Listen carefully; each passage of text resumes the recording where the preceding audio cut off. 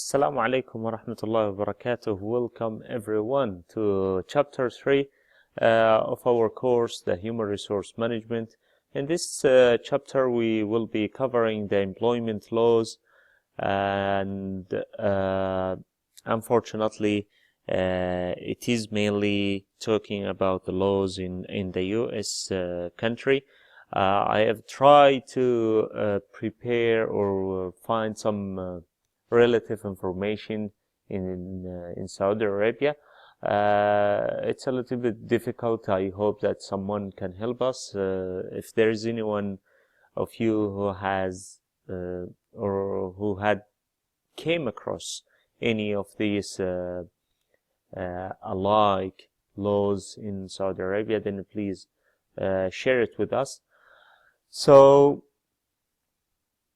an introduction: almost every U.S. organization, public and private, must obey or must stand for the 1964 Civil Rights Act, and it's 1972.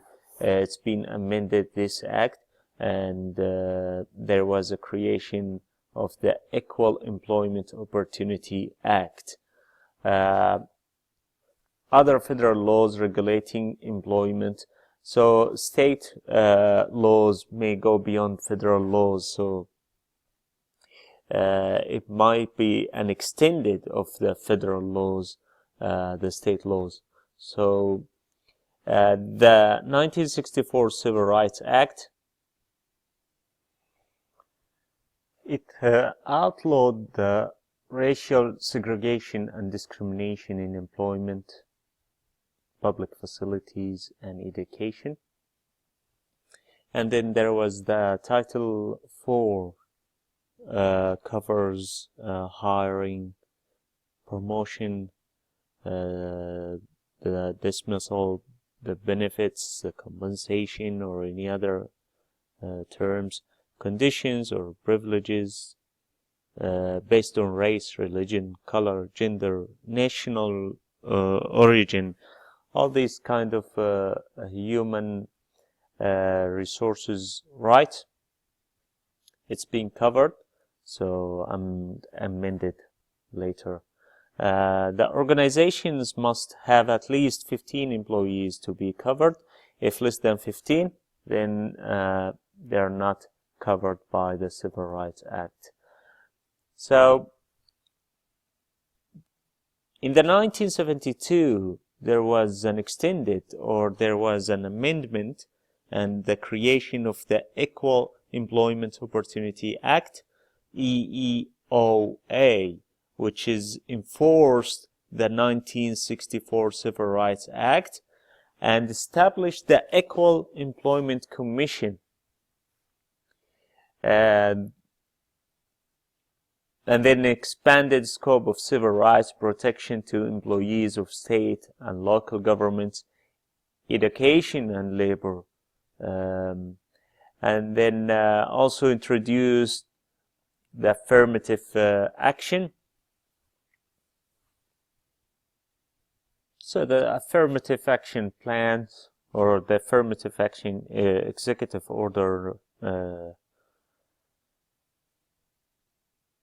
11246. This is you can refer to it in the textbook. So the affirmative action is the practice in organizations that goes beyond discrimination.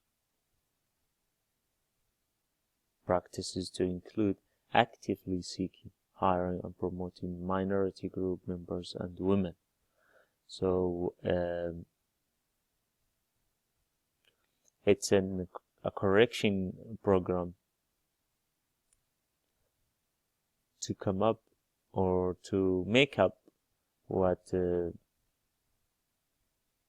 such a discrimination has damaged in the past.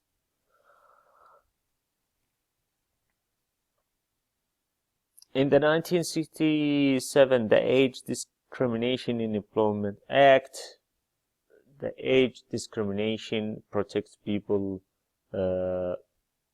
from the age 40 to 65. So what if you are less than, what if your age is below 40? Then you are not covered under this act. So this act is not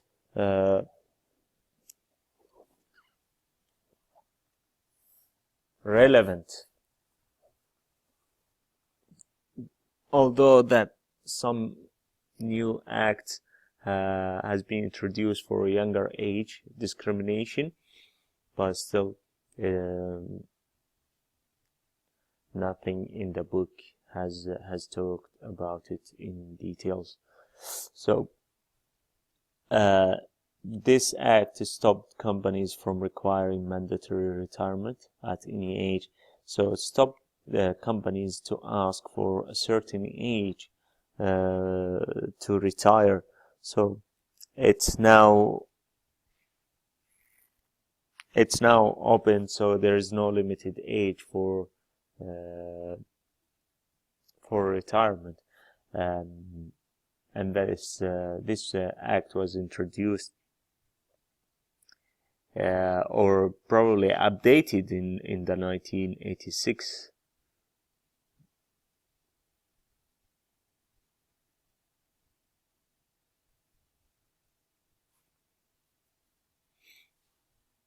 All right, and then the Pregnancy Discrimination Act of 1978.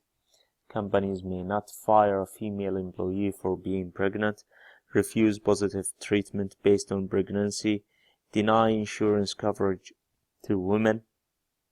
So companies must offer pregnancy leave, typically 6 to 10 weeks, offer returning employee to a similar job, and it should be the exact one or the exact position that this woman used to occupy.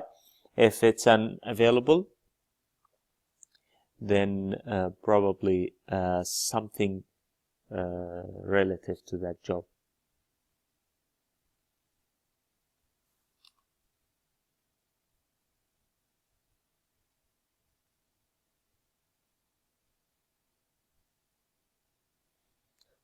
This is the Americans with the Disabilities Act, ADA of 1990, extends protection and reasonable accommodation to those with a disability, defines disabled as a person who has a physical or mental impairment that substantially limits one or more life activities, has a history or record of such impairment, is perceived by others as having such impairment, covers not only those with mobility and communication disabilities, but those with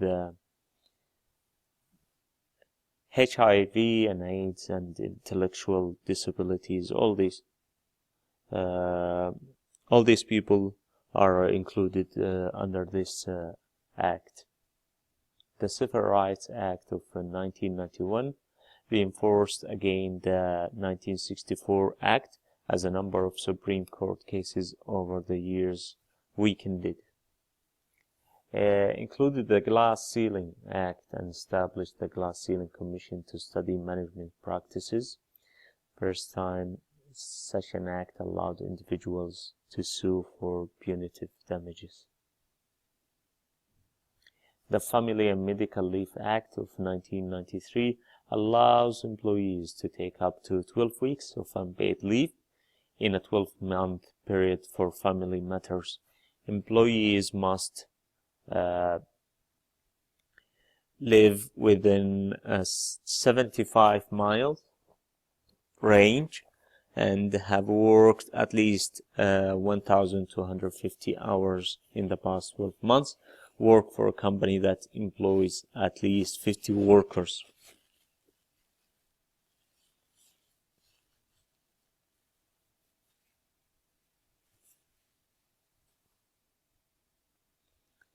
The difficulties here for HR, defining conditions sufficient to take the leave. So it's really hard to probably understand that someone is living within a 75-mile range, or maybe worked at least 1,000 to 150.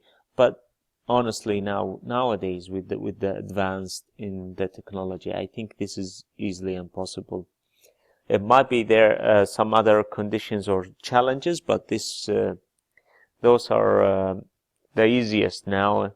From the system, you can click on it and you can see if this guy has been working in the last 12 months and how many hours.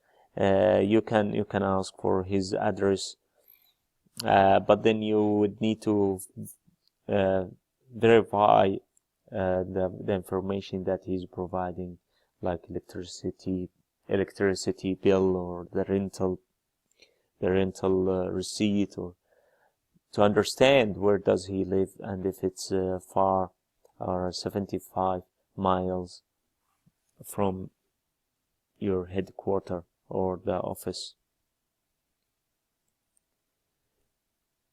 The USERA and executive orders, it's all about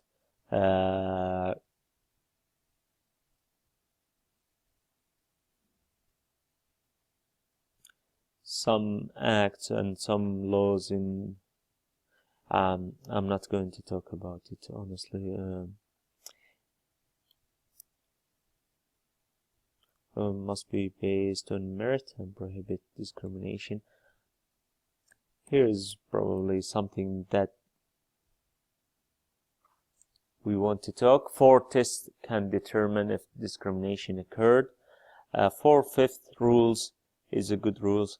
Restricted policy, geographical comparison, McDonnell-Douglas test.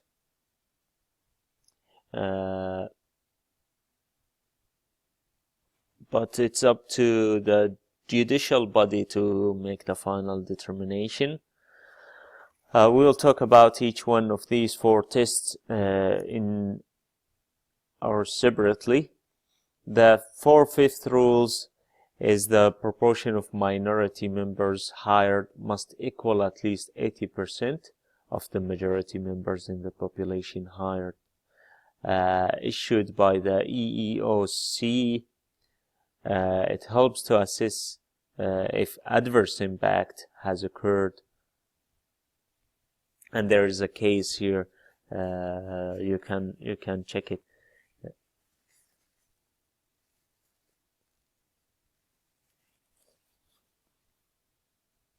So the 4/5 rules. There is an example in the book. So what is it? You would need to at least hire, or the ratio has to be higher for the minority if compared to the majority. Probably we'll talk about it in the class if we have time, inshallah, on Sunday.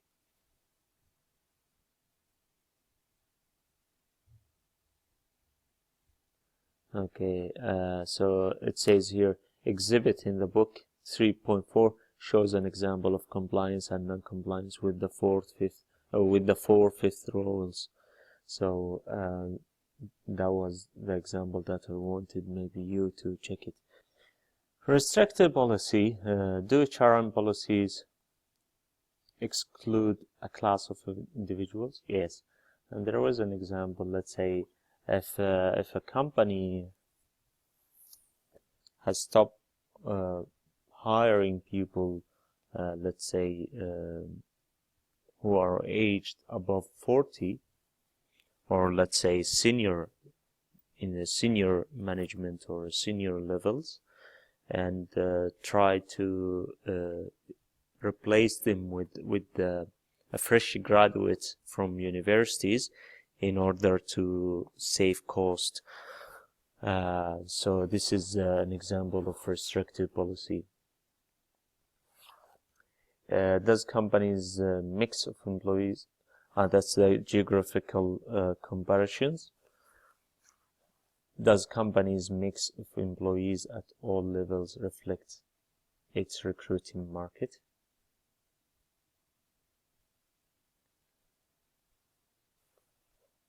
So in this instance, the characteristics of the potential qualified pool of applicants in an organization's hiring market are compared to the characteristics of its employees. If the organization has a proper mix of individuals at all levels in the organization, that reflects its recruiting market. So, yes, it does.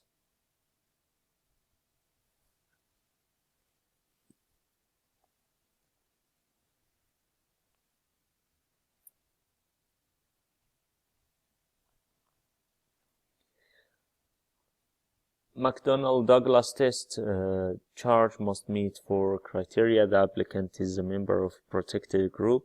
The applicant was qualified for the job. So if the applicant didn't get the job and he went to the EEOC and filed a complaint about a company, so McDonnell-Douglas test is another way to measure whether this applicant is liable to file this charge or to file this complaint or not. So he must meet the 4 criteria. The applicant is a member of a protected group, like the civil citizens or any protected group from the ones we've talked about. The applicant was qualified for the job, so he was qualified for the job. The applicant was rejected. And then finally, or number 4, the 4th criteria, the organization, after rejecting applicant, continued to seek other applicants with the similar qualifications. So let's say you are qualified and you met all these criteria, and then they have rejected you, and then they continue searching for someone exactly like your qualifications. So it's basically something that will spark your eyes that there is such an discrimination occurred in this situation. So how companies can respond to discrimination charges if found to have adverse impact? Discontinue the practice as soon as possible. Defend against the charges by arguing. Probably the business needed to do this, so it's a necessity in order to keep the rest of the employees in their job. So you sacrifice to get rid of some employees in order to keep the majority, probably. Defend against the charges by arguing again bona fide occupational qualifications. The bona fide occupational qualifications is permitted where such requirements are reasonably necessary to meet the normal operation of the business or enterprise. The third way to argue is the seniority, and for the seniority, an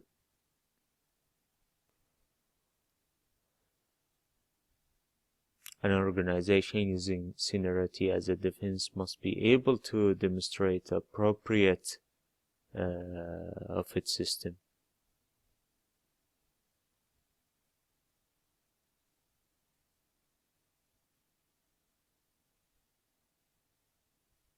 So proving job relatedness is often the most common approach for companies to argue or defend themselves against the charges of discrimination.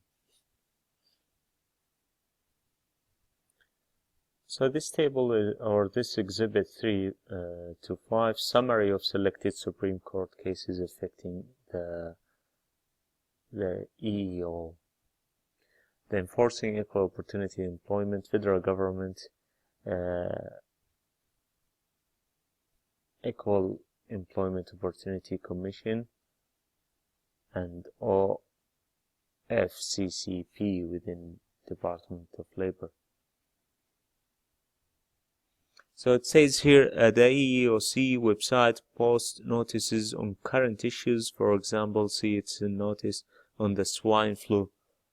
So when we had the swine flu diseases, or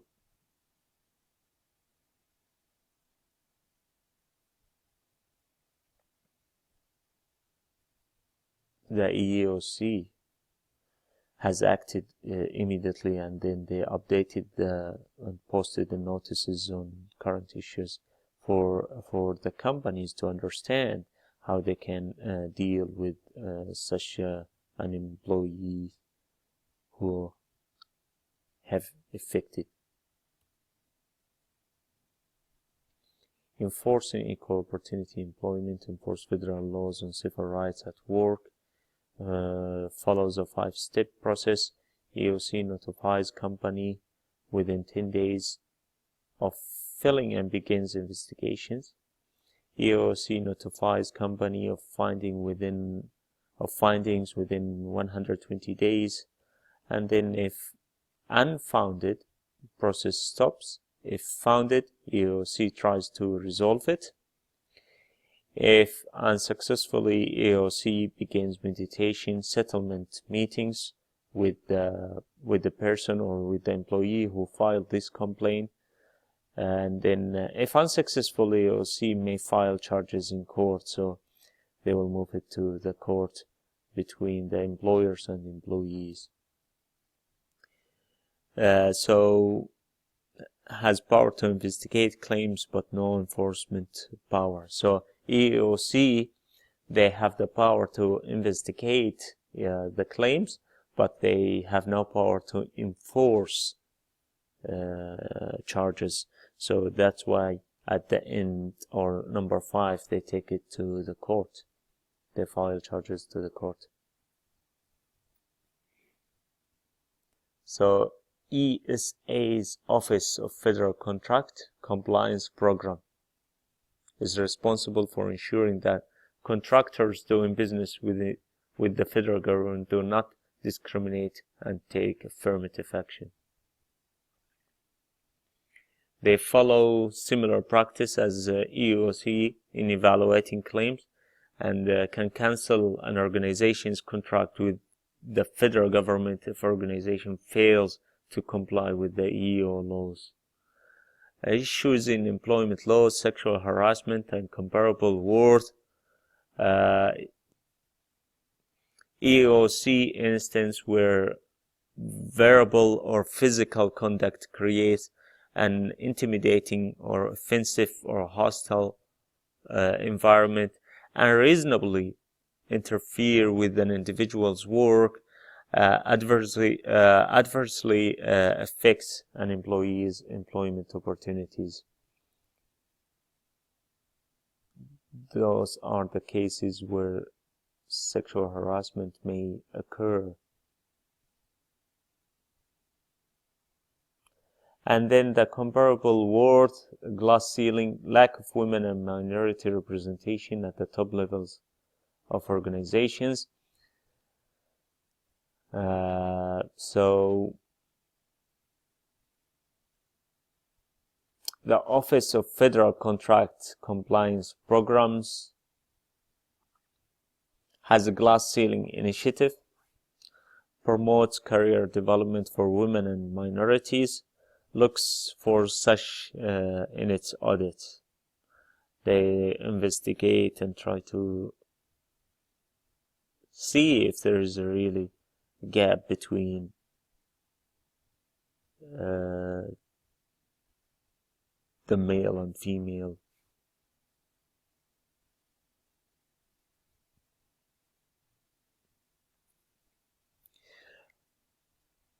Laws affecting HRM vary greatly by country. China, 60, 100-hour work weeks not uncommon. China's recent labor laws seek to protect employees from such practices, but progress remains slow.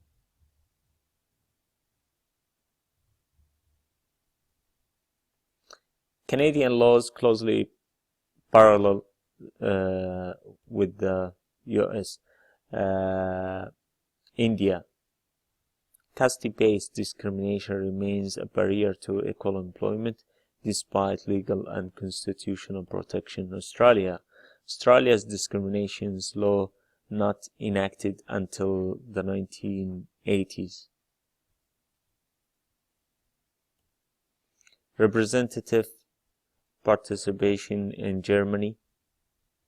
Work councils and board representatives put labor on par with management and stakeholders.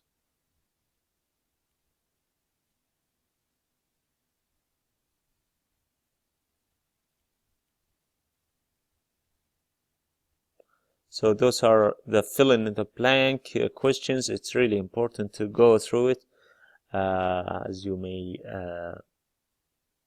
get the questions in your final exam from those questions at the end of each chapter.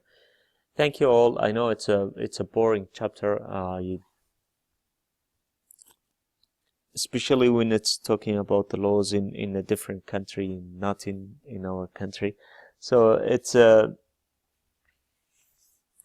something that we have to do it. You may have a couple of questions in your midterm and final exam, but it's not that much. So try to go through this chapter and try to understand some of the, at least some of the acts, the important acts, and yeah. Thank you very much. I look forward to seeing you inshallah on Sunday. Best of luck.